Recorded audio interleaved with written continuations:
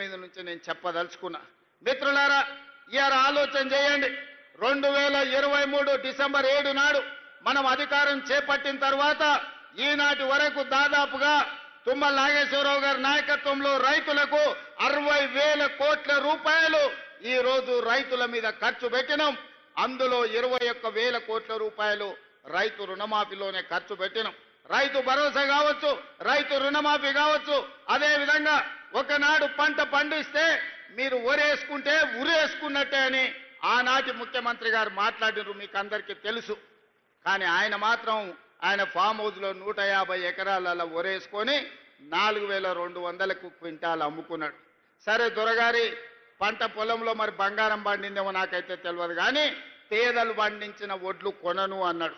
కానీ మన ప్రభుత్వం వచ్చిన తర్వాత మీరు వరి పండించండి, సన్నాలు పండించండి, మీకు గిట్టుబాటు ధరనే కాదు మీకు 500 రూపాయల బోనస్ ఇచ్చి రైతులను ఆదుకుంటాం, పండించండి అని అంటే మొన్నటి ఎండాకాలంలో యాసంగిలో 1,56,00,000 మెట్రిక్ టన్నుల క్వింటల్ మీరు ఒడ్లు పండించి దేశంలోనే చరిత్ర సృష్టించారు. ఈసారి వానకాలంలో కూడా అత్యధికంగా 1,35,00,000 మెట్రిక్ టన్నుల వడ్లు ఉత్పత్తి చేసి దేశంలోనే అత్యధికంగా ఈ సంవత్సరంలో దాదాపుగా 2,80,00,000 పైచలకు లక్షల క్వింటాళ్ళ వడ్లు మీరు పండించారు.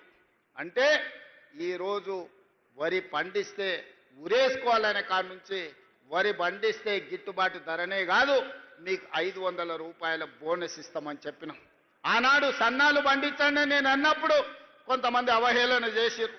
సన్నాలు పండించమంటుండు ఈ సన్నాసి అని ఒక నాయకుడు అన్నాడు. కానీ ఇవాళ మా పేదలు మా ఆడబిడ్డలు ఇక్కడ ఉన్నారు, అక్కడ పక్కన చాలా మంది మా అక్కలు మా సోదరిమణులు ఉన్నారు.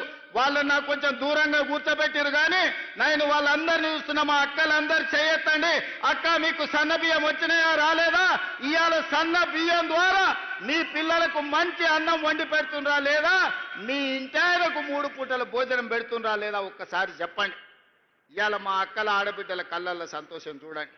ఆయల్ల రేషన్ షాపులో పోతే బియ్యం తెచ్చుకుంటే బర్రెలకు దానే కింద వాడేది, లేకపోతే రేషన్ షాపోడే కిలోకు 10 రూపాయలు మనకిచ్చి వాడే కొనుక్కునేది.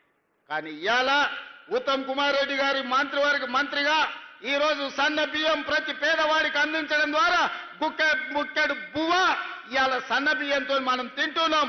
మేమందరం మీకు ఇవ్వడం కాదు, పేదవాళ్ళ ఇళ్లలో నేను, మా ఉప ముఖ్యమంత్రి గారు, మా వ్యవసాయ శాఖ మంత్రి గారు, మా సాగునీటి పారుదల శాఖ మంత్రి గారు, ప్రతి మంత్రి, మా రెవెన్యూ మంత్రి గారి ఇండ్లల్లో పేదవాళ్ళ ఇంటికి వెళ్ళి వాళ్ళు వండిన సన్న బియ్యమే మేము తినొచ్చిన మాట వాస్తవం కాదా? ఆయల్లో సన్నాలు బండియబట్టి ఈనాడు పేదలకందరికీ ఈరోజు సన్న బియ్యం ఇవ్వడం ద్వారా ఈరోజు రేషన్ బియ్యం మనము ఆత్మ గౌరవాన్ని పెంచే విధంగా అవి వండుకొని తింటున్నాము అని అంటే రైతులు పండించే సన్న బియ్యం మళ్ళీ రైతులకే మీరు వడ్లు పండిస్తే వాటిని బియ్యంగా మార్చి మళ్ళీ పేదలకే సన్న బియ్యం అందిస్తున్నాం. ఈ ప్రభుత్వం మీకు రైతుల